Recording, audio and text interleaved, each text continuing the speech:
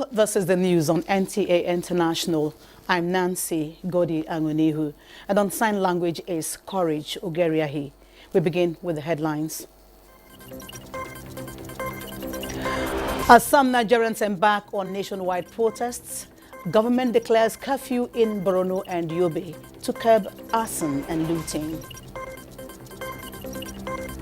Advocacy for legal framework to check corruption and curtail human trafficking underway. UK Prime Minister meets with police chiefs, kicks against riots of members of right groups following murder of 3 young girls.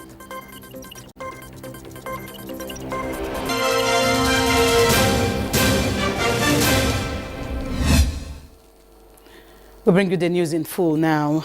Some youths gathered at strategic points nationwide with placards protesting what they alleged to be economic hardship in the land.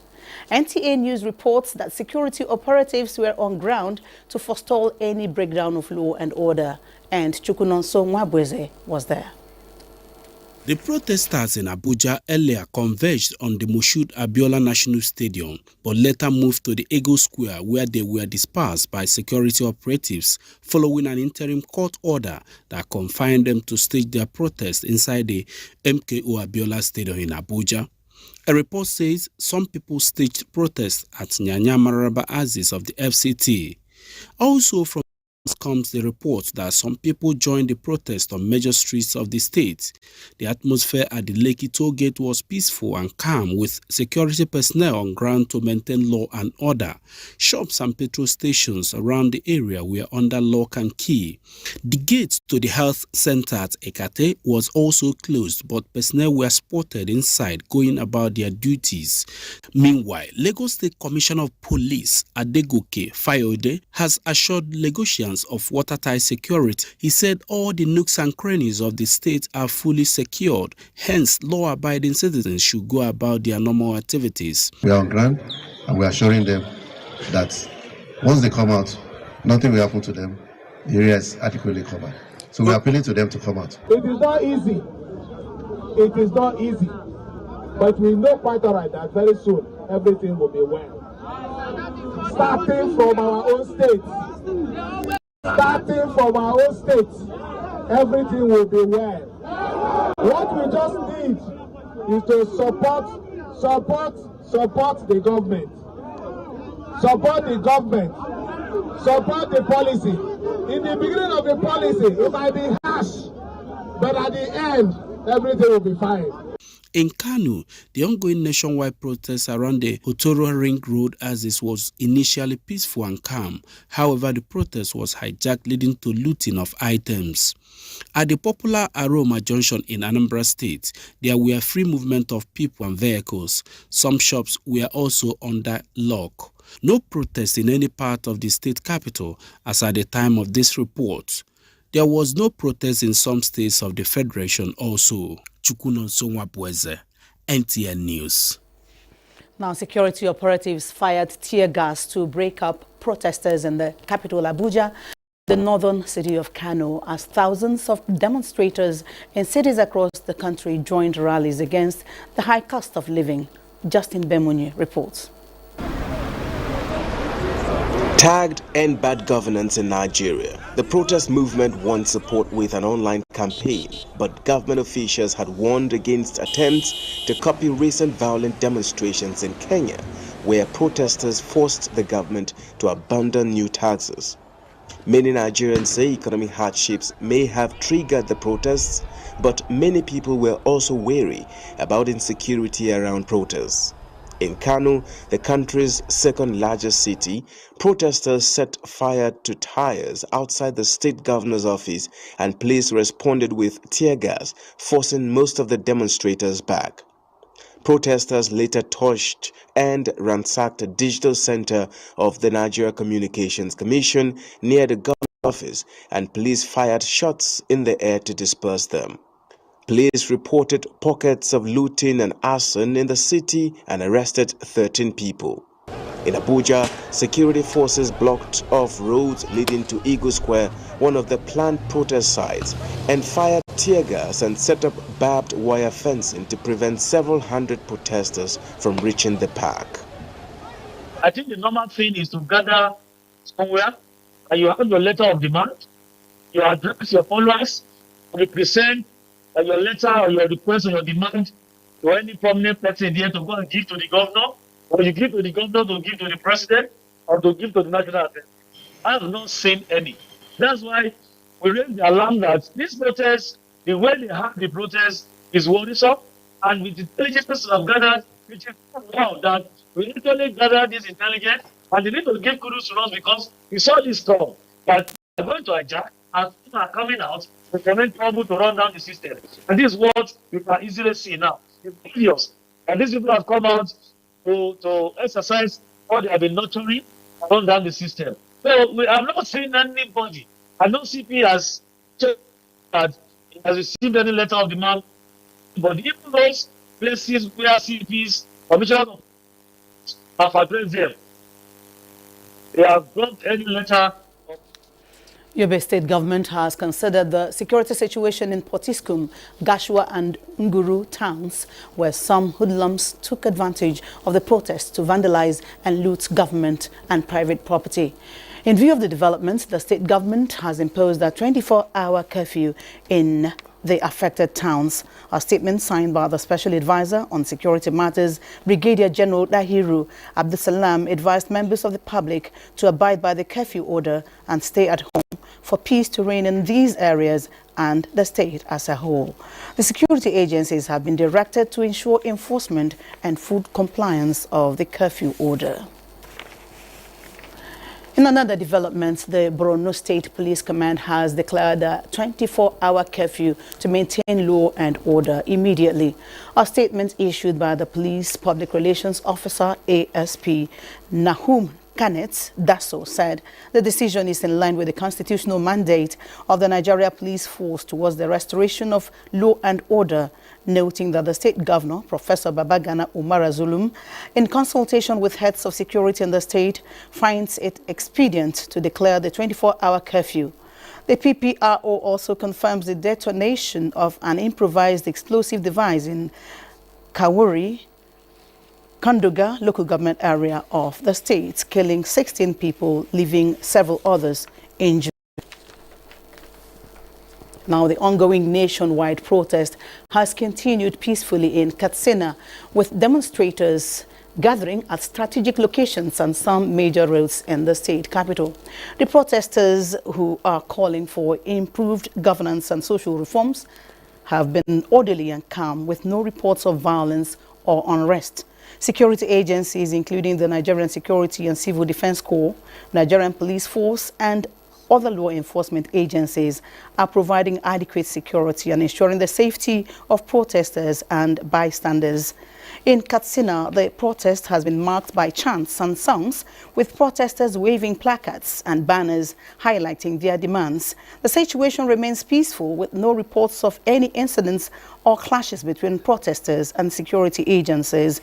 The Katsina state government, through the acting governor, had urged the protesters to remain law-abiding and avoid any actions that could compromise public security.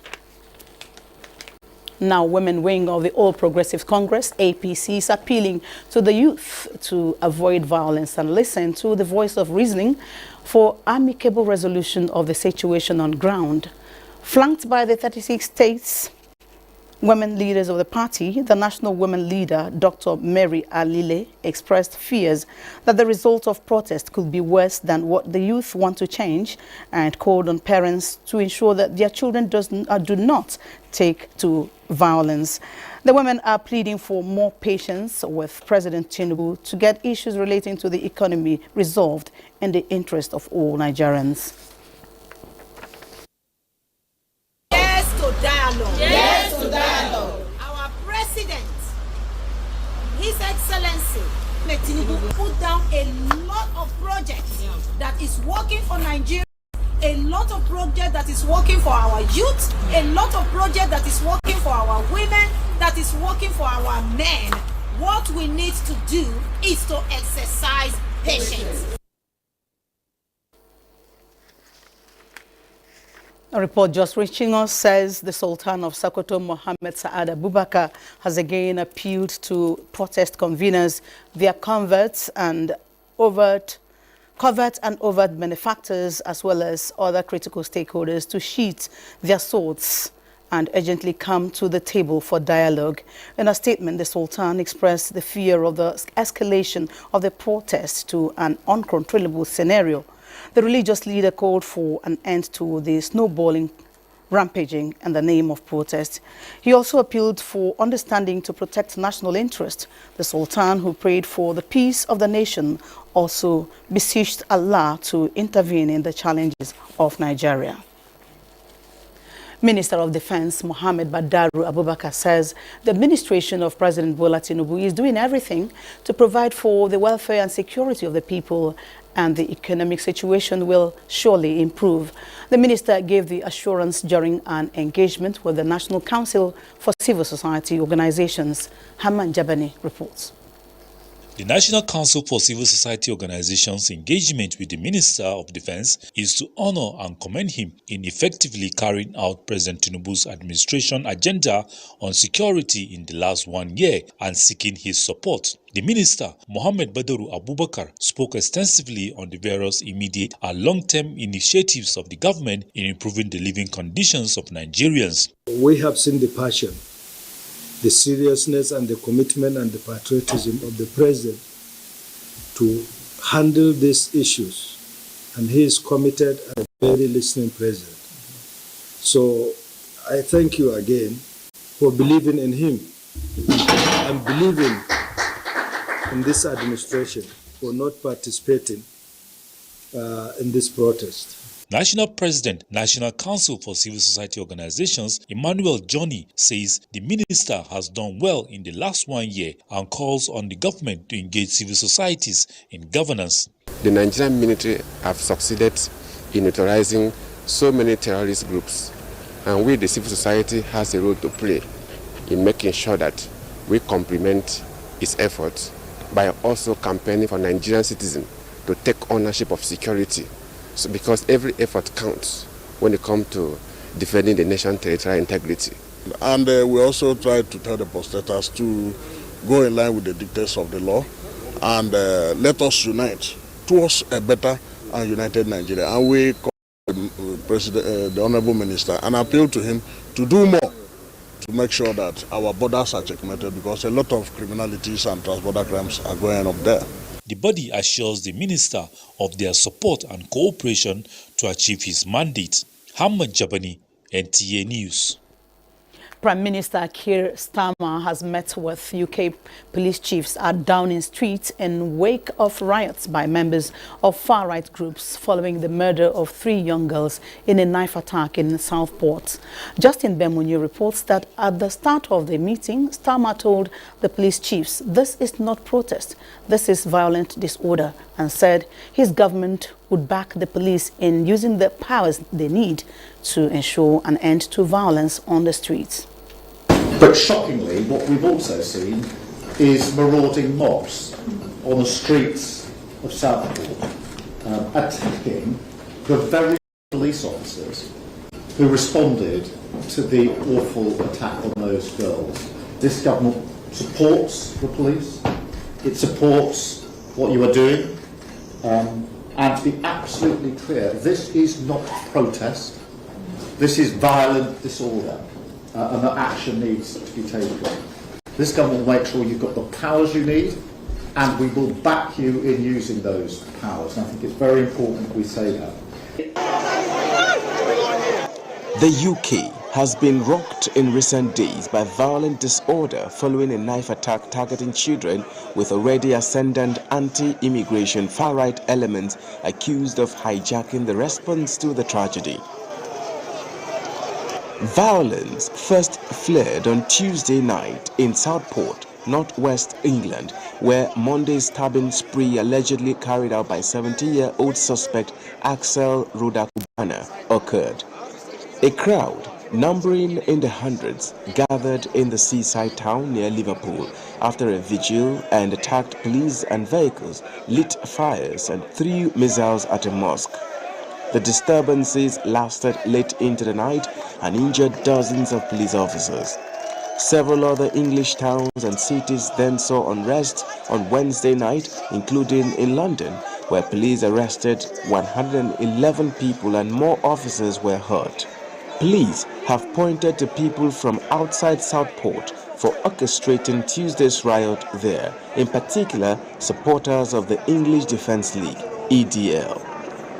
Justin Bemuni, NTA News. This is the news on NTA International. More reports when we come back after the break. Nigeria, a land of rich culture and diverse voices, where every voice matters. In times of disagreement, let's choose dialogue over discord. Together, we can find solutions through understanding and respect. Let's build a stronger Nigeria, one conversation at a time. Dialogue, not protest. Unity, not division. Nigeria, united in dialogue.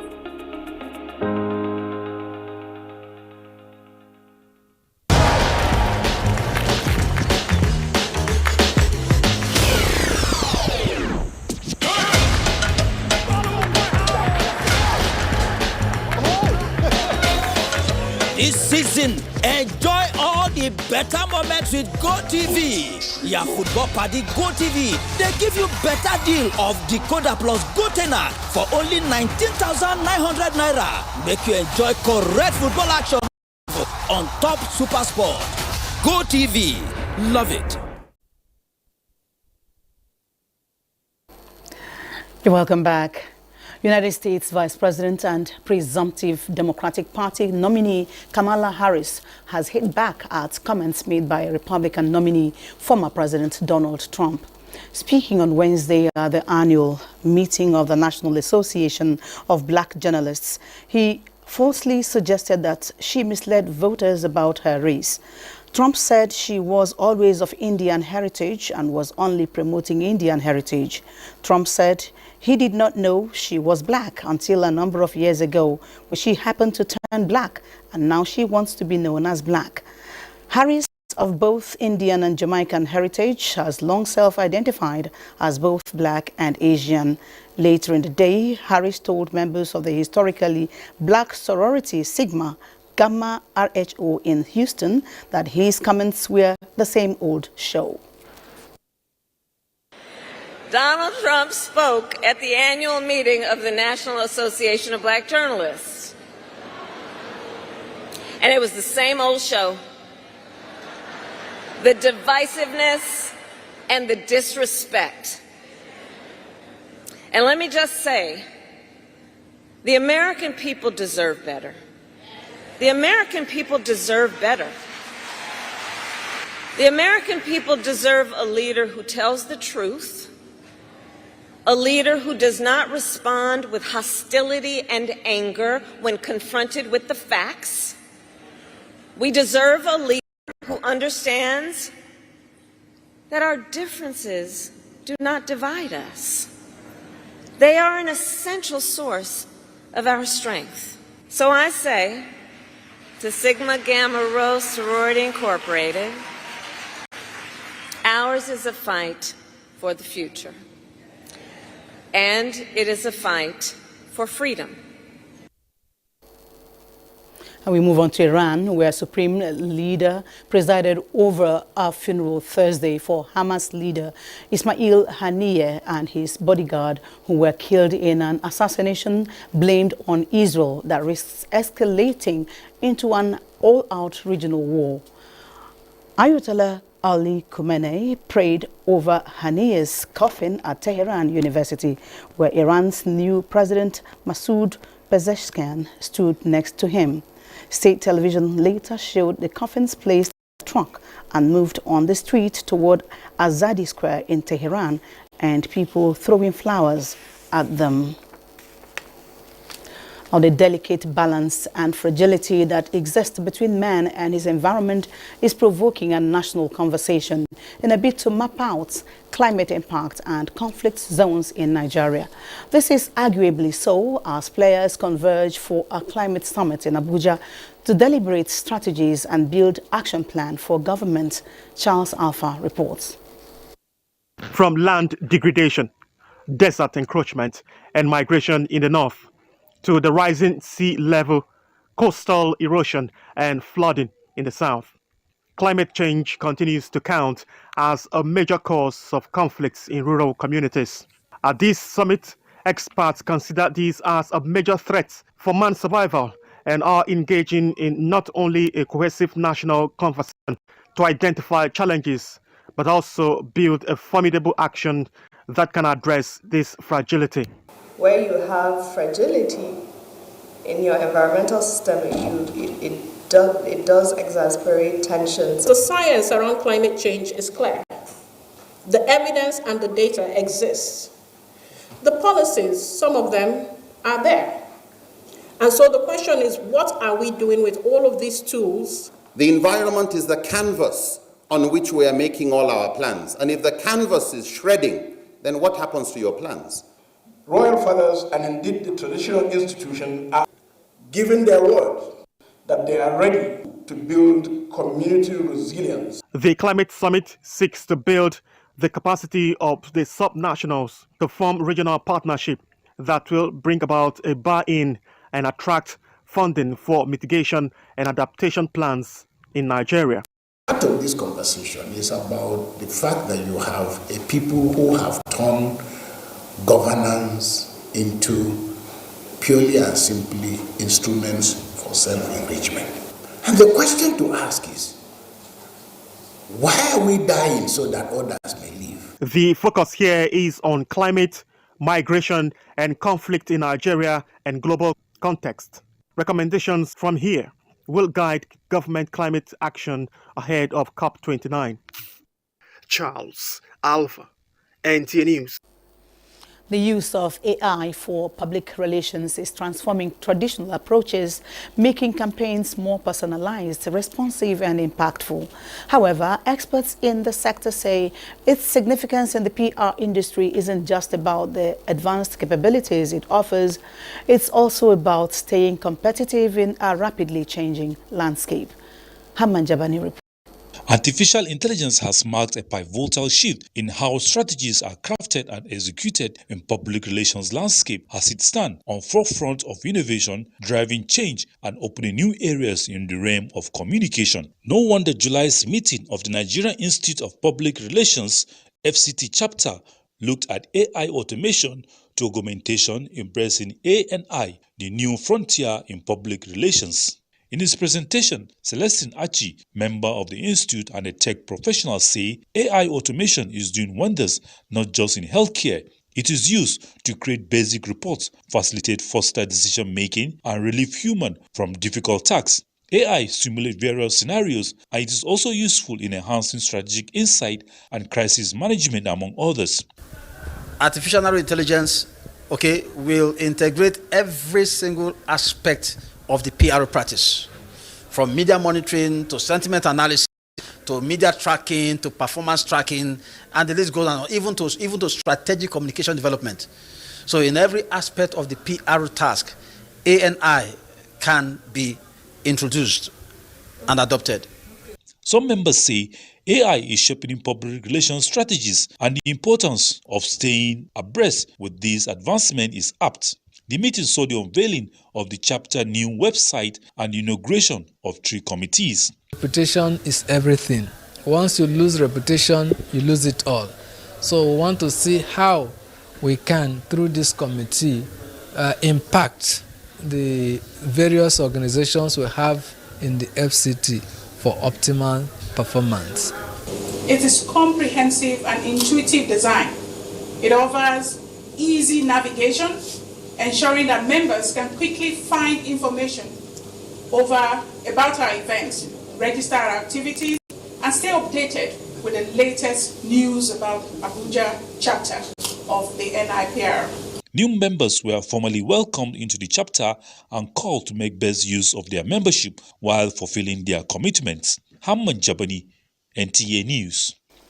Addressing cases of human trafficking in Nigeria requires a legal framework to provide for a coordinated manner of dealing with the issues involved. This was part of issues raised in an inaugural lecture of the Nigerian Institute of Advanced Legal Studies delivered by Professor Fatima Waziri-Azi. Austin Anyebe reports. Professor Fatima Waziri-Azi is the Director General of NAPTIP, but chosen to deliver the lecture on the topic, the interplay between corruption and human trafficking epidemic, implications and solutions for Nigeria.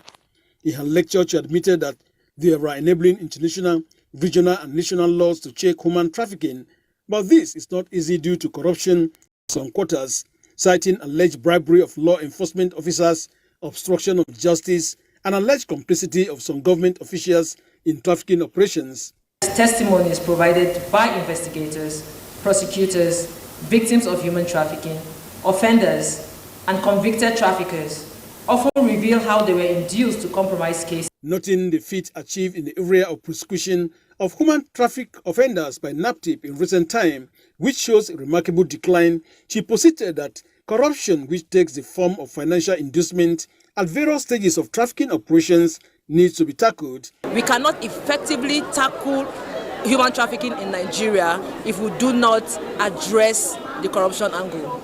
Director General of Nigerian Institute of Advanced Legal Studies, Professor Mohammed Tawfiq Ladan, this is also why the impact of corruption in undermining counter-trafficking efforts and stressed the need for judicial intervention as well as political leaders sticking to protection of the security and welfare of the people. When you have corruption creeping into human trafficking interventions or activities, or whether preventive or prosecutorial or investigative, then it distorts the national economy, it also undermines national security, and then it also completely makes nonsense of the human security and social protection effort of any nation. The lecture series is to enable professors at the Institute share their knowledge with Nigerians in areas of their studies. In Abuja, Austin Anyebe, NTA News. Now a quick look at Friday's weather just before we close.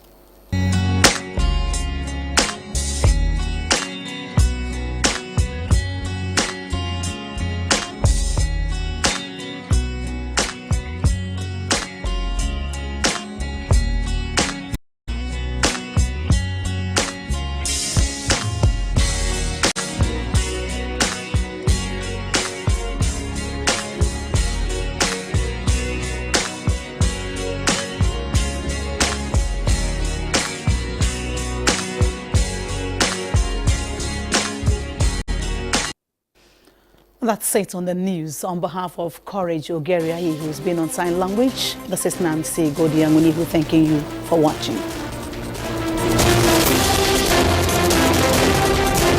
Feed the formal economy